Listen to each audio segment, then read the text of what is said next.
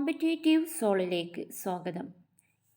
ഇന്ന് 5ാം ക്ലാസ്സിലെ social science ഭാഗത്ത് ചാപ്റ്റർ 5 ആണ് ഡിസ്കസ് ചെയ്യുന്നത്. കുട്ടികളുടെ പാഠപുസ്തകവും അതുപോലെ ടീച്ചേഴ്സ് ഹാൻഡ് ബുക്കും റെഫർ ചെയ്തിട്ടാണ് ക്ലാസ് തയ്യാറാക്കിയിട്ടുള്ളത്. ക്ലാസ്സിലേക്ക് കടക്കാം. പാഠം 5 വരയ്ക്കാം വായിക്കാം. ദിശ. ഭൂമിയുടെ 4 ദിക്കുകളായിട്ട് 4 ദിശകളായിട്ട് തിരിച്ചിട്ടുണ്ട്. വടക്ക്, പടിഞ്ഞാറ്, തെക്ക്, കിഴക്ക്. ഇത് അറിഞ്ഞിരിക്കേണ്ടതാണ്. ദിശ അറിയണം. നിങ്ങൾ സാമൂഹ്യശാസ്ത്രത്തിൻ്റെ ഭാഗത്തും അതുപോലെ മാത്സിൽ ദിശ എന്ന ഭാഗത്തൊക്കെ ക്വസ്റ്റ്യൻസൊക്കെ സോൾവ് ചെയ്യണമെങ്കിൽ ഈ ദിശ ശരിയായിട്ട് അറിഞ്ഞിരിക്കണം. ഇവിടെ നമുക്ക് വാപ്പ തെക്ക്, വാപ്പ തെക്ക് ഇങ്ങനൊരു കോഡ് വെച്ചിട്ടത് ഓർത്തിരിക്കാം.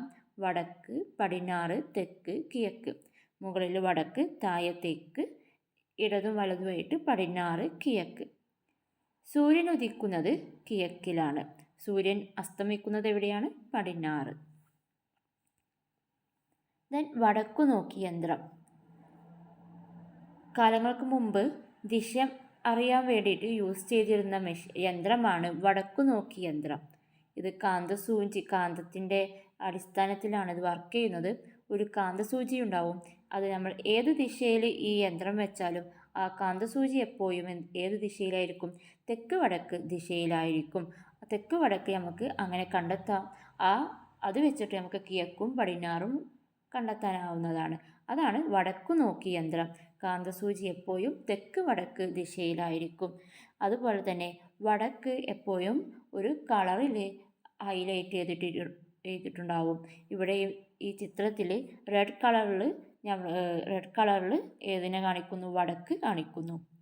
കാന്തസൂചി തെക്ക് വടക്ക് ദിശയിൽ. Then globe. ഈ ഗ്ലോബ് അതായത് ഭൂമിയുടെ ഒരു ഡയഗ്രമാണ് ഗ്ലോബ്. ഗ്ലോബിൻ്റെ നടുക്കുള്ള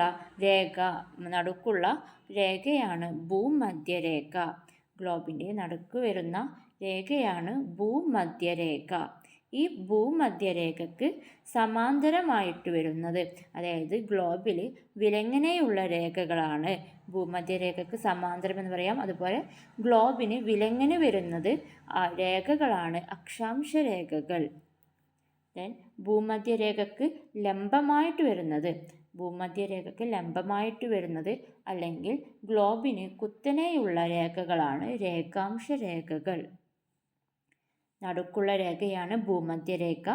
ഭൂമധ്യരേഖയ്ക്ക് സമാന്തരമായിട്ട് അല്ലെങ്കിൽ വിലങ്ങനെയുള്ള രേഖകളാണ്, ഗ്ലോബിന് വിലങ്ങനെയുള്ള രേഖകളാണ് അക്ഷാംശ രേഖകൾ. ഭൂമധ്യരേഖയ്ക്ക് ലംബമായിട്ട് അല്ലെങ്കിൽ കുത്തനെയുള്ള രേഖകളാണ് രേഖാംശ രേഖകൾ. ഇനി ഈ ഭൂമധ്യരേഖ, ഗ്ലോബ് ഒരു ഗോളാകൃതിയാണ്. ഭൂമധ്യരേഖ ഈ ഗോളാകൃതിയുള്ള ഗ്ലോബിനെ രണ്ടാക്കുന്നുണ്ട്, രണ്ട് അർദ്ധഗോളങ്ങളാക്കുന്നു. ഭൂമധ്യരേഖയ്ക്ക് മുകളിൽ വരുന്ന അർദ്ധഗോളത്തെ എന്ത് പറയുന്നു? ഉത്തര അർദ്ധഗോളം എന്ന് പറയുന്നു. ഭൂമധ്യരേഖയ്ക്ക് താഴെ വരുന്ന അർദ്ധഗോളത്തെ ദക്ഷിണ അർദ്ധഗോളം എന്നും പറയുന്നു. ഭൂമധ്യരേഖയ്ക്ക് മുകളിൽ വരുന്ന അർദ്ധഗോളത്തെ ഉത്തര അർദ്ധഗോളമെന്നും ഭൂമധ്യരേഖയ്ക്ക് താഴെ വരുന്ന അർദ്ധഗോളത്തെ ദക്ഷിണ അർദ്ധഗോളമെന്നും പറയുന്നു. ഏറ്റവും വലിയ അക്ഷാംശ രേഖ ആണ് ഭൂമധ്യരേഖ.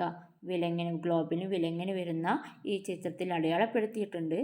ഗ്ലോബിന് വിലങ്ങനെ വരുന്ന രേഖകളാണ് അക്ഷാംശ രേഖകൾ. അതിൽ ഏറ്റവും നടുക്കുള്ളതായിരിക്കും വലുതായിട്ട് വരുന്നത്. അപ്പോൾ ഏറ്റവും വലിയ അക്ഷാംശ രേഖ ഏതാണ്? ഭൂമധ്യരേഖയാണ്. ഭൂമധ്യരേഖയുടെ കോണീയ അളവ് ചോദിച്ചാൽ 0 ഡിഗ്രിയാണ്. ഭൂമധ്യരേഖയുടെ കോണീയ അളവ് ചോദിച്ചാൽ 0 ഡിഗ്രി. ദെൻ രണ്ട് പ്രധാന രേഖാംശങ്ങളാണ് പറയുന്നത്. ഗ്ലോബിന് കുത്തനെ വരുന്ന രേഖകളാണ്, അതല്ലെങ്കിൽ ഭൂമധ്യരേഖയ്ക്ക് ലംബമായിട്ട് വരുന്ന രേഖകളാണ് രേഖാംശ രേഖകൾ. രണ്ട് പ്രധാന രേഖാംശങ്ങൾ ഏതൊക്കെയാണ്? 0 ഡിഗ്രി രേഖാംശവും 180 ഡിഗ്രി രേഖാംശവും. 0 ഡിഗ്രിയും 180 ഡിഗ്രിയും. ഇവ ഭൂമിയെ കിഴക്ക് പടിഞ്ഞാറ് അർദ്ധഗോളങ്ങളായിട്ട് വിഭജിക്കുന്നു.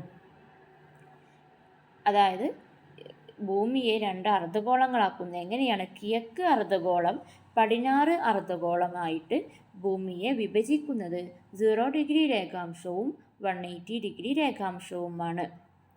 ദെൻ 0 ഡിഗ്രി രേഖാംശം അന്താരാഷ്ട്ര സമയരേഖ കണക്കാക്കാൻ ഉപയോഗിക്കുന്നു.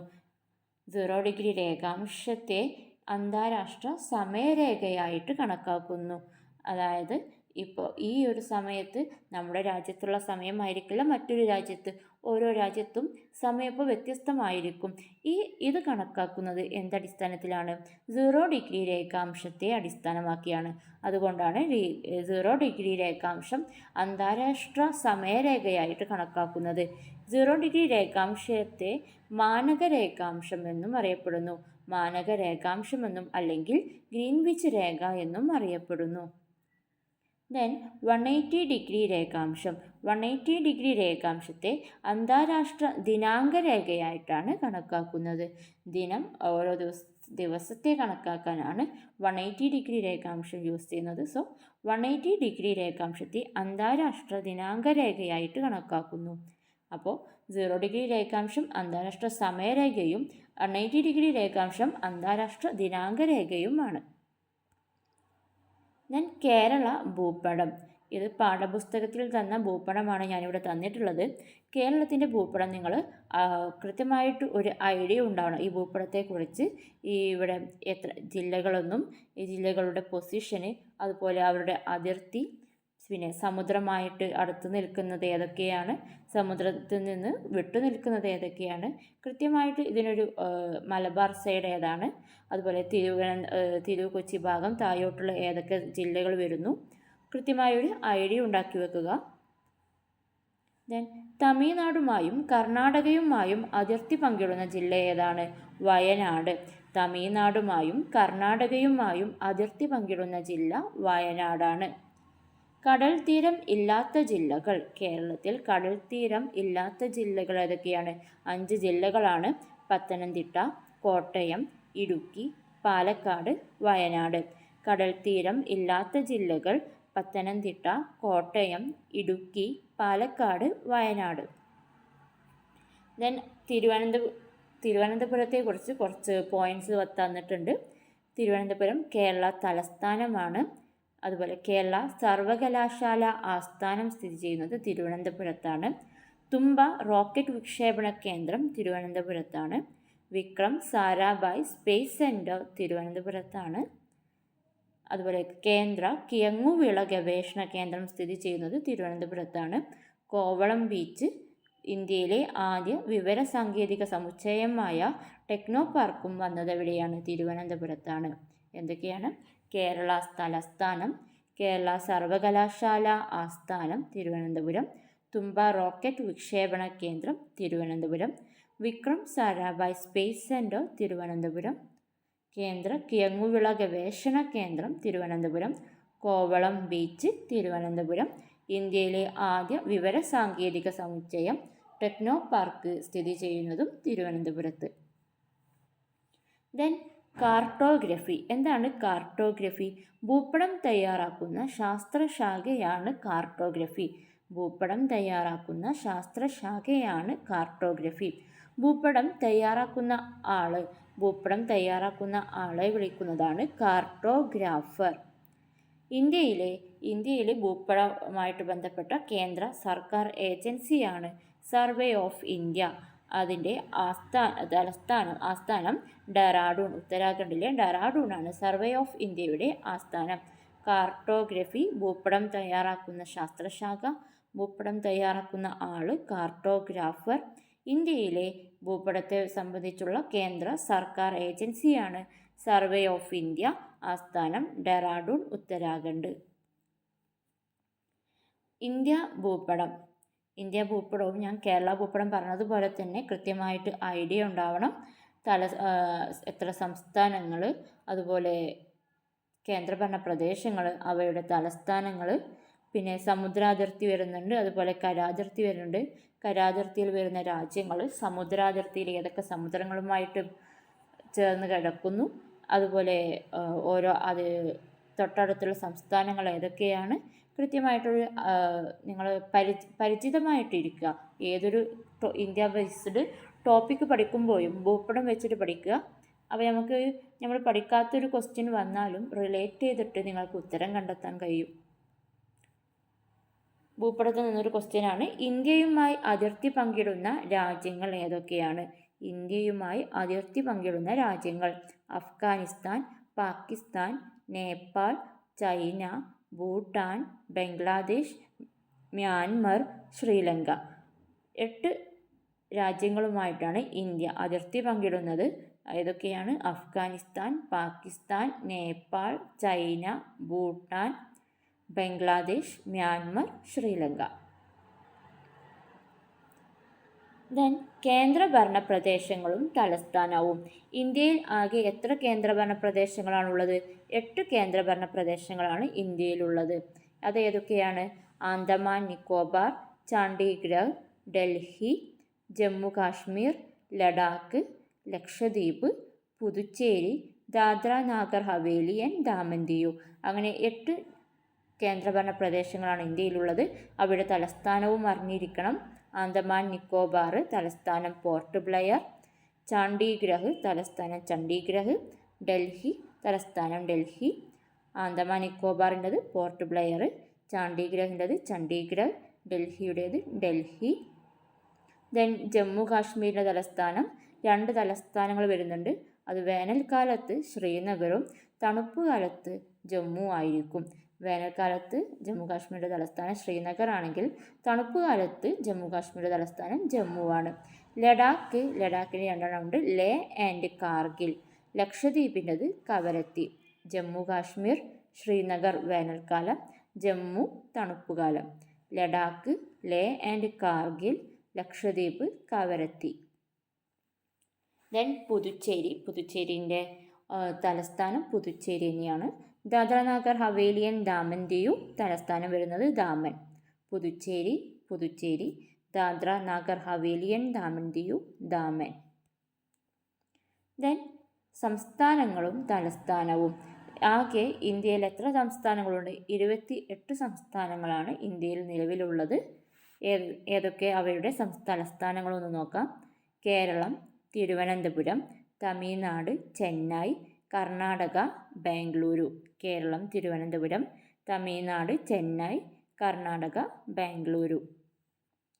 തെലങ്കാന ഹൈദരാബാദ്, ആന്ധ്രാപ്രദേശ് അമരാവതി, മഹാരാഷ്ട്ര മുംബൈ, ഗുജറാത്ത് ഗാന്ധിനഗർ, രാജസ്ഥാൻ ജയ്പൂർ.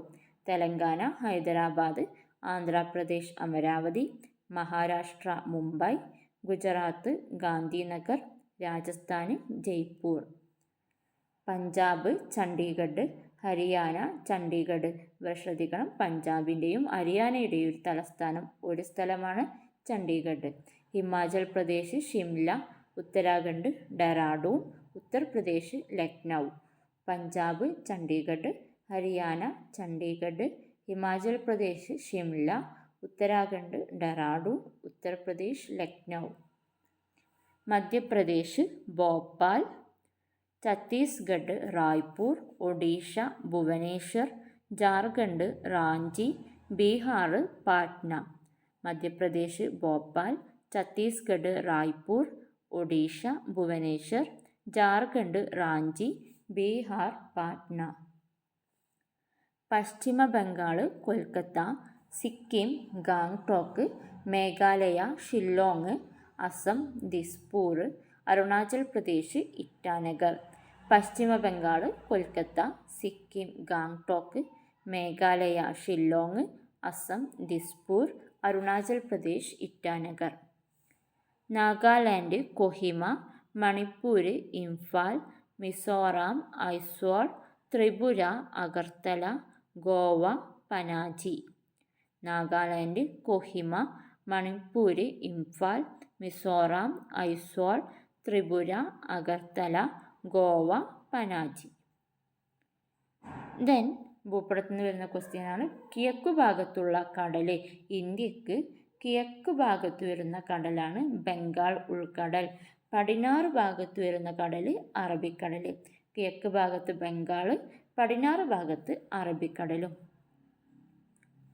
ദെൻ ഇന്ത്യയുടെ വടക്കു ഭാഗത്തുള്ള കേന്ദ്രഭരണ പ്രദേശം, അതായത് ഏറ്റവും മുകളിൽ വരുന്നത് വടക്കു ഭാഗത്തുള്ള കേന്ദ്രഭരണ പ്രദേശം ലഡാക്കാണ്. ഇന്ത്യക്ക് തെക്ക് ഭാഗത്ത് വരുന്ന കേന്ദ്രഭരണ പ്രദേശം ആൻഡമാനാണ്. ഇന്ത്യക്ക് തെക്ക് ഭാഗത്ത് വരുന്ന ഏറ്റവും തെക്ക് ഭാഗത്ത് വരുന്ന കേന്ദ്രഭരണ പ്രദേശം ആൻഡമാൻ. ദെൻ ഉത്തർപ്രദേശിനെ കുറിച്ച് കുറച്ച് പോയിന്റ്സ് ഉണ്ട്. ഉത്തർപ്രദേശ് ഇന്ത്യയുടെ പഞ്ചസാര കിണ്ണം എന്നറിയപ്പെടുന്നു. ഏറ്റവും കൂടുതൽ കരിമ്പ് ഉൽപ്പാദിപ്പിക്കുന്നത് കൊണ്ട് ഉത്തർപ്രദേശ് ഇന്ത്യയുടെ പഞ്ചസാര കിണ്ണം എന്ന് അറിയപ്പെടുന്നു. ഉത്തർപ്രദേശിൻ്റെ പ്രധാന നൃത്തകലയാണ് കഥക്. അതുപോലെ അശോക സ്തംഭത്തിൻ്റെ സാന്നിധ്യം കൊണ്ട് പ്രസിദ്ധമായ സാരാനാഥ് എന്ന സ്ഥലം സ്ഥിതി ചെയ്യുന്നത് ഉത്തർപ്രദേശിലാണ്. ഉത്തർപ്രദേശ് കൂടുതൽ കരിമ്പ് ഉൽപ്പാദിപ്പിക്കുന്നത് കൊണ്ട് ഇന്ത്യയുടെ പഞ്ചസാര കിണ്ണം എന്നറിയപ്പെടുന്നു. പ്രധാന നൃത്തകല കഥക്. കഥക് ഏത് സംസ്ഥാനത്തിൻ്റെ പ്രധാന നൃത്തകലയാണെന്ന് ചോദിച്ചാൽ ഉത്തർപ്രദേശാണ്. അശോക സ്തംഭത്തിൻ്റെ സാന്നിധ്യം കൊണ്ട് പ്രസിദ്ധമായ സാരാനാഥ് ഉത്തർപ്രദേശിൽ സ്ഥിതി ചെയ്യുന്നു. Then Vasco da Gama. വാസ്കോഡഗാമ മുൻപത്തെ ഒരു ചാപ്റ്ററിൽ നമ്മൾ ഡിസ്കസ് ചെയ്തിരുന്നു. ഇവിടെയും വരുന്നുണ്ട്. പോർച്ചുഗീസുകാരനാണ് വാസ്കോഡഗാമ. അതുപോലെ വാസ്കോഡഗാമ ആദ്യമായി ഇന്ത്യയിലെത്തിയത് കാപ്പാട് എന്ന സ്ഥലത്താണ്, കോഴിക്കോട് കാപ്പാടിലാണ്. എന്നായിരുന്നു 1498 മെയ് 20-ന്. 1498 മെയ് 20-നാണ് കോഴിക്കോട് കാപ്പാട് ഇയാൾ കപ്പലിറങ്ങിയത്. ഏതൊക്കെ സമുദ്രങ്ങൾ കടന്നിട്ടാണ് വാസ്കോഡഗാമ ഇന്ത്യയിലെത്തുന്നത്? അറ്റ്ലാന്റിക് സമുദ്രവും ഇന്ത്യൻ സമുദ്രവും. അറ്റ്ലാന്റിക് സമുദ്രവും ഇന്ത്യൻ സമുദ്രവും. വാസ്കോഡഗാമ പോർച്ചുഗീസുകാരനാണ്. 1498 മെയ് 20 കോഴിക്കോട് കാപ്പാടാണ് കപ്പലിറങ്ങുന്നത്. അറ്റ്ലാന്റിക് സമുദ്രവും ഇന്ത്യൻ സമുദ്രവും കടന്നിട്ടാണ് ഇന്ത്യയിലോട്ട് എത്തുന്നത്. ദെൻ ഇന്ത്യയിൽ ഭൂമിയിൽ ആകെ എത്ര സമുദ്രങ്ങളാണുള്ളത്? 5 സമുദ്രങ്ങളാണുള്ളത്. പ്രധാനപ്പെട്ട 5 സമുദ്രങ്ങളാണുള്ളത്. ഏതൊക്കെയാണ്? പസഫിക് സമുദ്രം, ആർട്ടിക് സമുദ്രം, അറ്റ്ലാന്റിക് സമുദ്രം, ഇന്ത്യൻ സമുദ്രം, അന്റാർട്ടിക് സമുദ്രം. അന്റാർട്ടിക് സമുദ്രത്തെ ദക്ഷിണ സമുദ്രങ്ങൾ എന്നും പറയും. ആകെ 5 സമുദ്രങ്ങളുള്ളത്. പസഫിക് സമുദ്രം, ആർട്ടിക് സമുദ്രം, അറ്റ്ലാന്റിക് സമുദ്രം, ഇന്ത്യൻ സമുദ്രം, അന്റാർട്ടിക് അല്ലെങ്കിൽ ദക്ഷിണ സമുദ്രങ്ങൾ. അതുപോലെ തന്നെ 7 ഭൂഖണ്ഡങ്ങളുമുണ്ട്. 7 ഭൂഖണ്ഡങ്ങളാണ്. സമുദ്രങ്ങൾ 5 ഭൂഖണ്ഡങ്ങൾ 7. ഭൂഖണ്ഡങ്ങൾ ഏതൊക്കെയാണ്? ഏഷ്യ, യൂറോപ്പ്, വടക്കേ അമേരിക്ക, തെക്കേ America, Africa, Australia, Antarctica. Asia, Europe, വടക്കേ അമേരിക്ക, തെക്കേ അമേരിക്ക, ആഫ്രിക്ക, ഓസ്ട്രേലിയ, അന്റാർട്ടിക്ക. ഇനി ലോക ഭൂപടമാണ്. ലോക ഭൂപടത്തിൽ ഭൂഖണ്ഡങ്ങളും സമുദ്രങ്ങളുമാണ് കാണിച്ചു തന്നിട്ടുള്ളത്. ഇവിടെയും പൊസിഷൻസ് ഇമ്പോർട്ടൻ്റ് ആണ്. ഓരോ ഭൂഖണ്ഡങ്ങളും അതിർത്തി പങ്കിടുന്ന സമുദ്രങ്ങളും. ഇവിടെ ഈ ഭൂപടം നോക്കി നിങ്ങൾക്ക് പഠിക്കാം. ഇല്ലെങ്കിൽ എളുപ്പത്തിന് വേണ്ടിയിട്ടൊരു ഡയഗ്രാം ഞാൻ കാണിച്ചു തരാം. ഇതാണ്. ഇവിടെ പൊസിഷൻസ് ഇമ്പോർട്ടൻ്റ് ആണ്. ഇപ്പോൾ പുതിയ പാഠപുസ്തകത്തിൽ ഓരോ പൊസിഷൻസ്, ഓരോ രാജ്യങ്ങളും അവയുടെ അതിർത്തി, സമുദ്ര അതിർത്തികൾ, ഇതെല്ലാം ഒരുപാട് ഇമ്പോർട്ടൻസ് കൊടുത്ത് പറയുന്നുണ്ട്. അതുകൊണ്ട് തന്നെ ഇനി വരുന്ന പരീക്ഷകളിൽ സ്റ്റേറ്റ്മെൻറ്റ് രീതിയിൽ ഇവയൊക്കെ നമുക്ക് പ്രതീക്ഷിക്കാവുന്നതാണ്. അതുകൊണ്ട് തന്നെ ഇത് പഠിച്ചു വെക്കുക. ഇപ്പോൾ ഈ ഡയഗ്രാമിൽ നമുക്ക് വടക്കേ അമേരിക്കയുടെ പടിഞ്ഞാറ് ഭാഗത്ത് വരുന്ന സമുദ്രം ഏതെന്ന് ചോദിച്ചാൽ ഇത് നോക്കി പറയാം. പസഫിക് സമുദ്രമാണ്. വടക്കേ അമേരിക്കയുടെ കിഴക്ക് ഭാഗത്ത് വരുന്ന സമുദ്രം അറ്റ്ലാന്റിക് സമുദ്രമാണ്.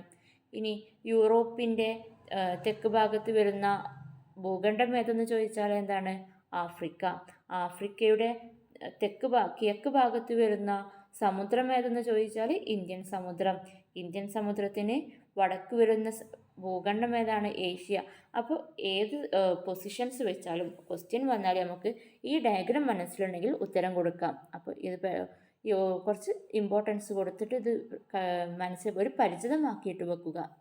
ഓക്കെ, അപ്പോൾ ഇത്രയൊക്കെയാണ് ഈ പാഠഭാഗത്ത് വരുന്നത്. Thank you. ഇനി അടുത്ത പാഠഭാഗങ്ങൾക്കും അടുത്ത ക്ലാസ്സിൽ 6ാം ക്ലാസ്സിലൊക്കെ പാഠഭാഗങ്ങൾക്ക് വേണ്ടിയിട്ട് ചാനൽ സബ്സ്ക്രൈബ് ചെയ്ത് വെക്കുക. Okay, thank you.